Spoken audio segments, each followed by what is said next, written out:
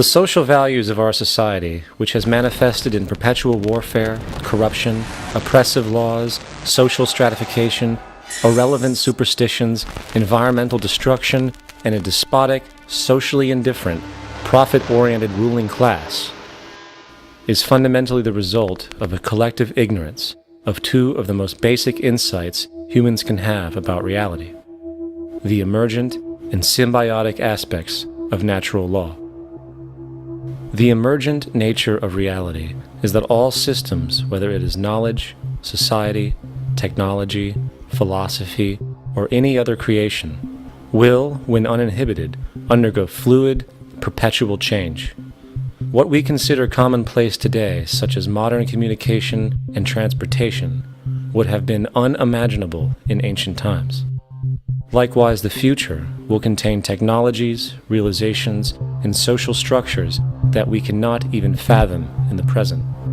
We have gone from alchemy to chemistry, from a geocentric universe to a heliocentric, from believing that demons were the cause of illness to modern medicine. This development shows no sign of ending, and it is this awareness that aligns us and leads us on a continuous path to growth and progress. Static, empirical knowledge does not exist. Rather, it is the insight of the emergence of all systems we must recognize. This means we must be open to new information at all times, even if it threatens our current belief system and hence identities. Sadly, society today has failed to recognize this, and the established institutions continue to paralyze growth by preserving outdated social structures. Simultaneously, the population suffers from a fear of change, for their conditioning assumes a static identity, and challenging one's belief system usually results in insult and apprehension, for being wrong is erroneously associated with failure, when, in fact, to be proven wrong should be celebrated, for it is elevating someone to a new level of understanding, furthering awareness. The fact is, there is no such thing as a smart human being, for it is merely a matter of time before their ideas are updated, changed, or eradicated. And this tendency to blindly hold on to a belief system, sheltering it from new, possibly transforming information, is nothing less than a form of intellectual materialism. The monetary system perpetuates this materialism not only by its self-preserving structures, but also through the countless number of people who have been conditioned into blindly and thoughtlessly upholding these structures, therefore becoming self-appointed guardians of the status quo. Sheep, which no longer need a sheepdog to control them, for they control each other by ostracizing those who step out of the norm. This tendency to resist change and uphold existing institutions for the sake of identity, comfort, power, and profit is completely unsustainable and will only produce further imbalance, fragmentation, distortion, and invariably, destruction. It's time to change. From hunters and gatherers to the agricultural revolution to the industrial revolution, the pattern is clear. It is time for a new social system which reflects the understandings we have today.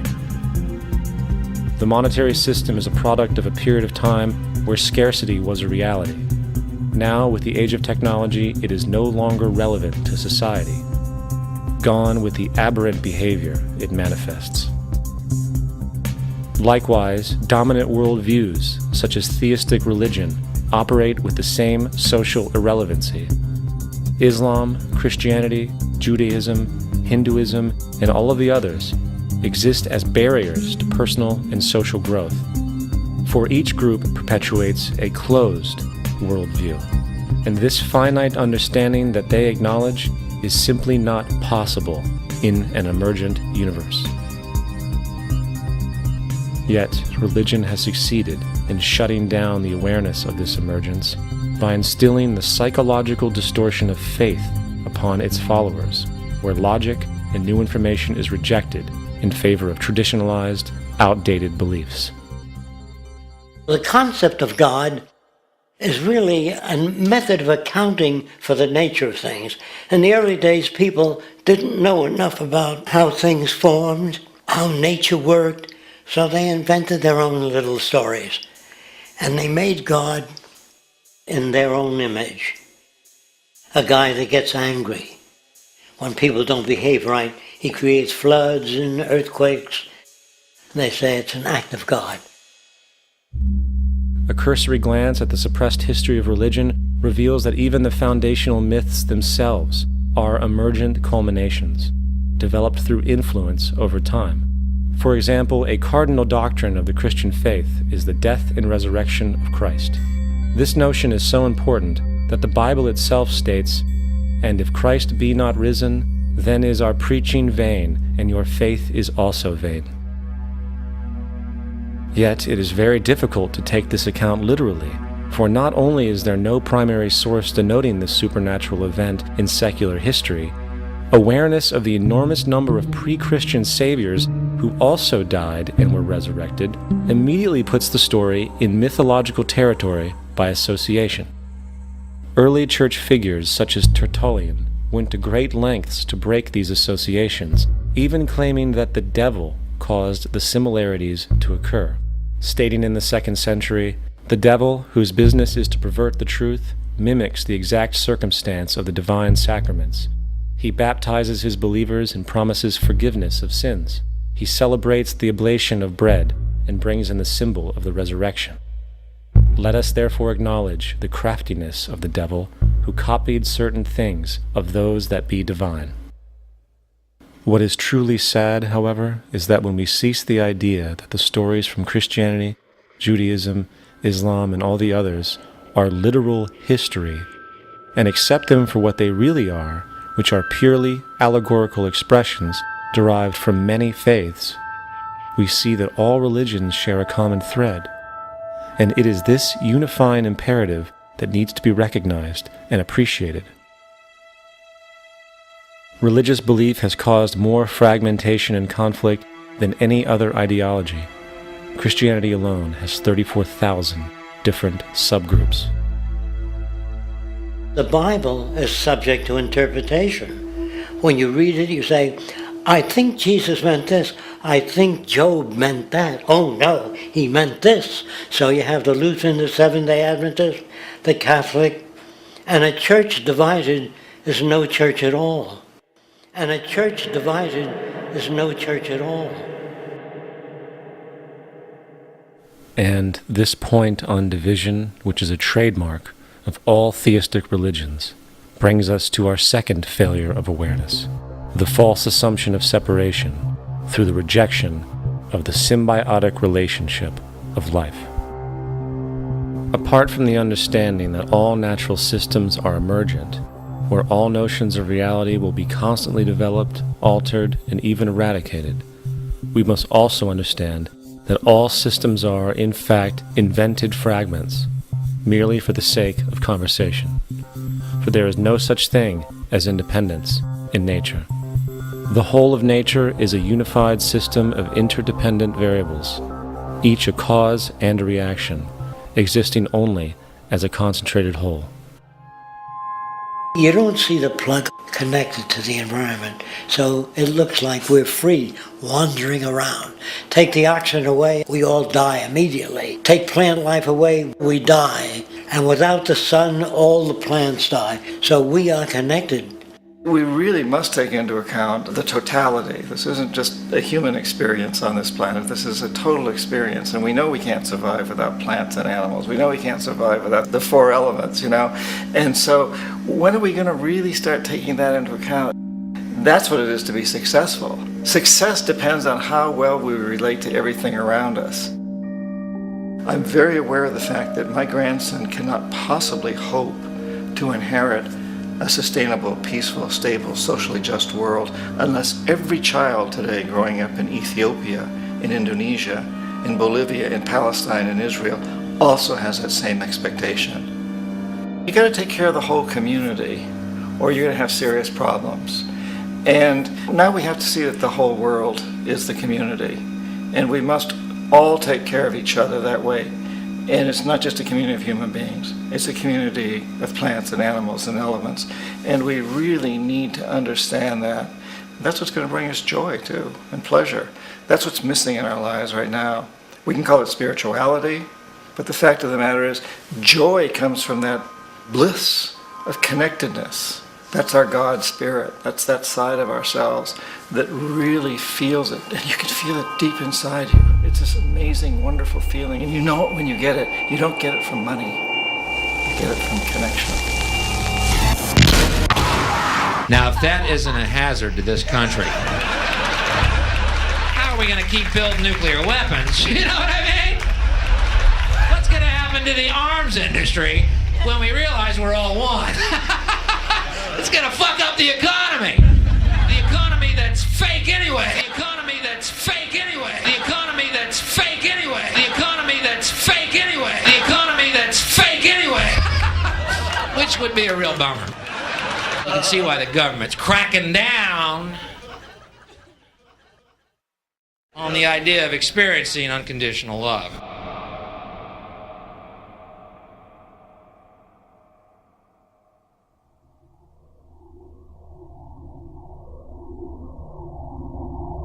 Once we understand that the integrity of our personal existences are completely dependent on the integrity of everything else in our world, we have truly understood the meaning of unconditional love. For love is extensionality, and seeing everything as you and you as everything can have no conditionalities. For, in fact, we are all everything at once.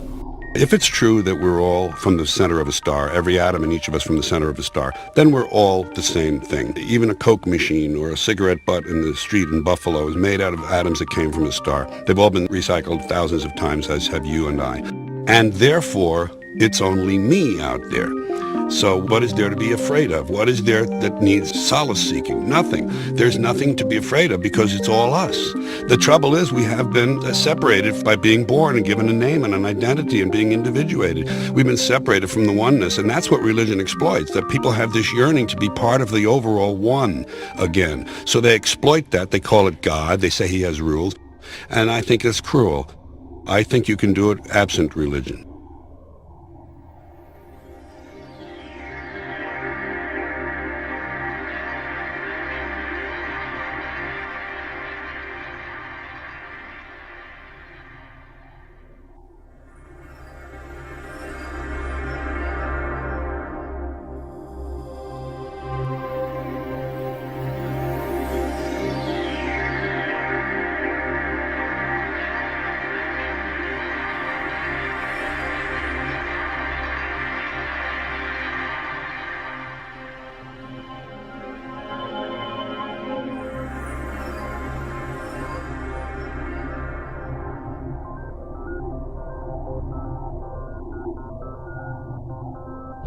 It's time to claim the unity our outmoded social systems have broken apart, and work together to create a sustainable global society where everyone is taken care of and everyone is truly free.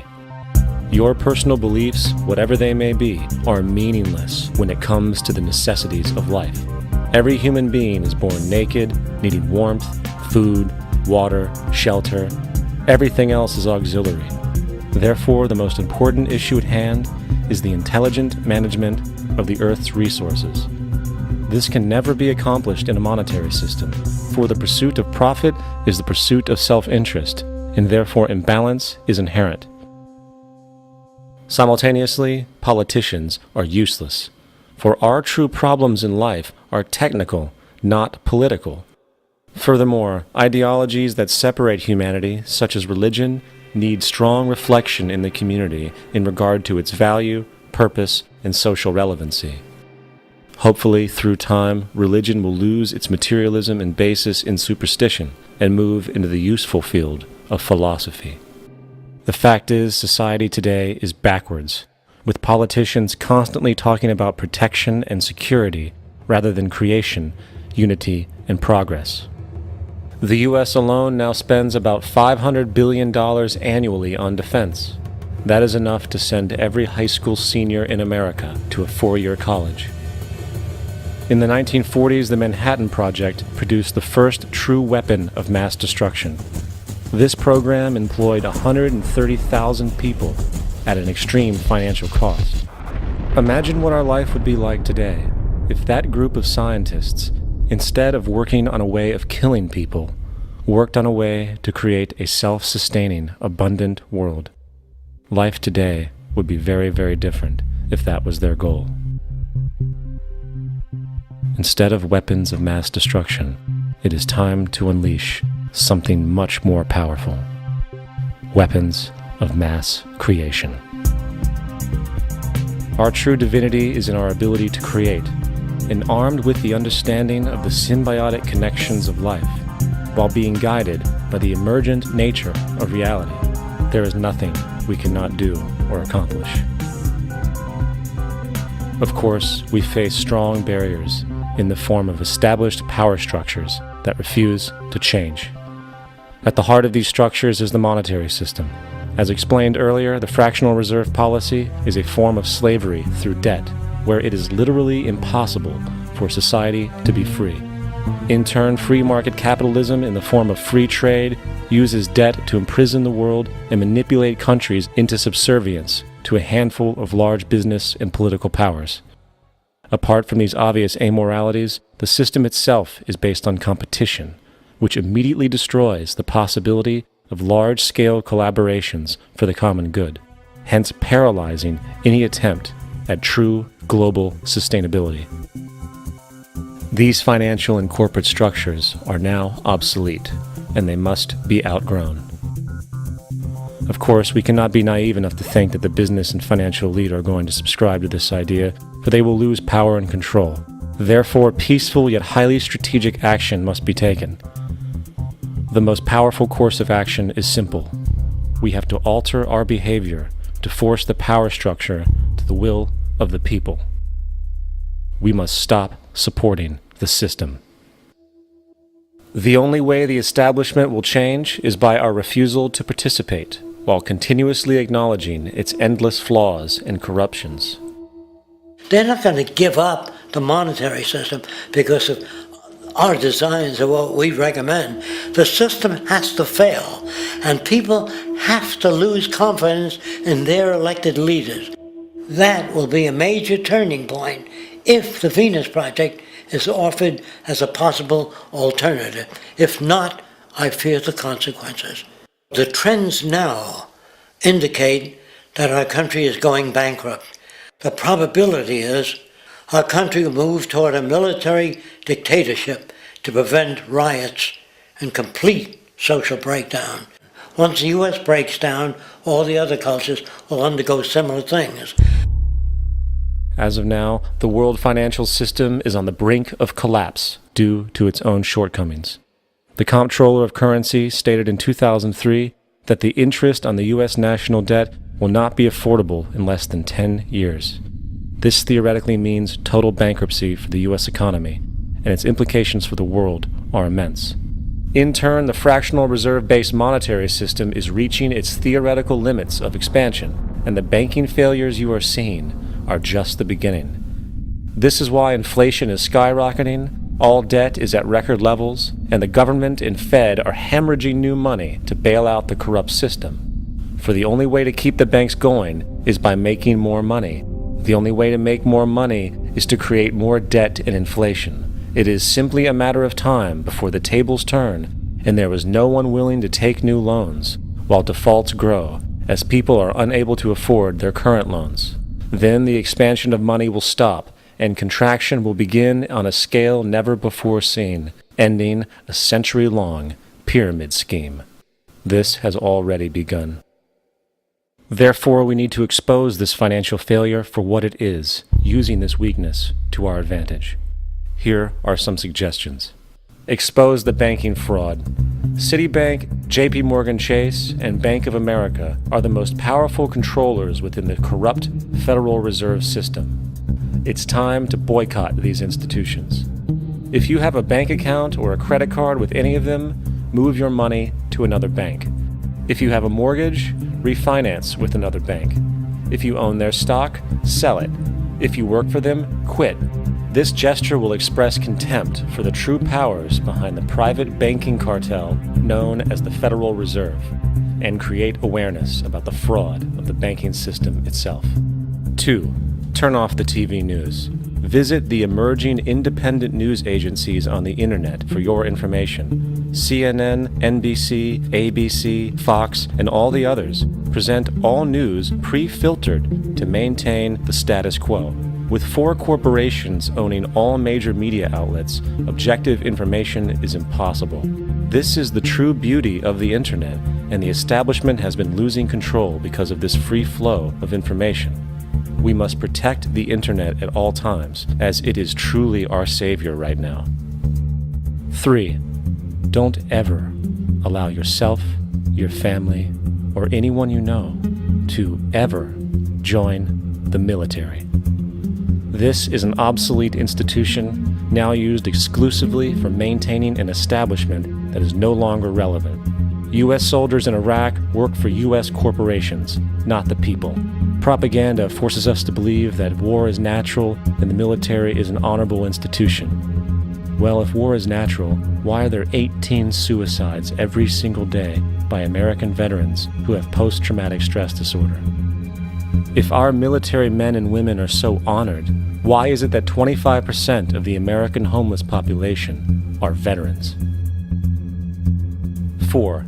Stop supporting the energy companies. If you live in a detached house, get off the grid.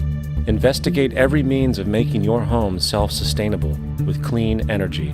Solar, wind, and other renewable energies are now affordable consumer realities, and considering the never-ending rising cost of traditional energies, it will likely be a cheaper investment over time. If you drive, get the smallest car you can, and consider using one of the many conversion technologies that can enable your car to be a hybrid, electric, or run on anything other than establishment fuels. 5. Reject the political system. The illusion of democracy is an insult to our intelligence. In a monetary system, there is no such thing as a true democracy, and there never was. We have 2 political parties owned by the same set of corporate lobbyists. They are placed in their positions by the corporations, with popularity artificially projected by their media. In a system of inherent corruption, the change of personnel every couple of years has very little relevance.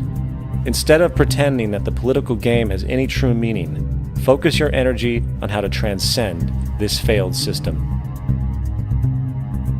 And 6. Join the movement. Go to thezeitgeistmovement.com and help us create the largest mass movement for social change the world has ever seen. We must mobilize and educate everyone about the inherent corruption of our current world system, along with the only true sustainable solution: declaring all the natural resources on the planet as common heritage to all people, while informing everyone as to the true state of technology and how we can all be free if the world works together rather than fights. The choice lies with you. You can continue to be a slave to the financial system and watch the continuous wars, depressions, and injustice across the globe while placating yourself with vain entertainment and materialistic garbage. Or you can focus your energy on true, meaningful, lasting, holistic change, which actually has the realistic ability to support and free all humans with no one left behind. But, in the end, the most relevant change must occur first inside of you. The real revolution is the revolution of consciousness, and each one of us first needs to eliminate the divisionary, materialistic noise we have been conditioned to think is true, while discovering, amplifying, and aligning with the signal coming from our true empirical oneness. It is up to you. What we are trying during all these discussions and talks here is to see if we cannot radically bring about a transformation of the mind. Not accept things as they are, but to understand it, to go into it, to examine it, give your heart and your mind with everything that you have to find out a way of living differently.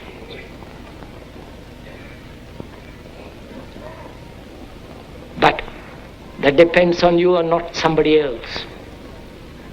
Because in this there is no teacher, no pupil, there is no leader, there is no guru, there is no master, no savior. You yourself are the teacher and the pupil, you are the master, you are the guru, you are the leader.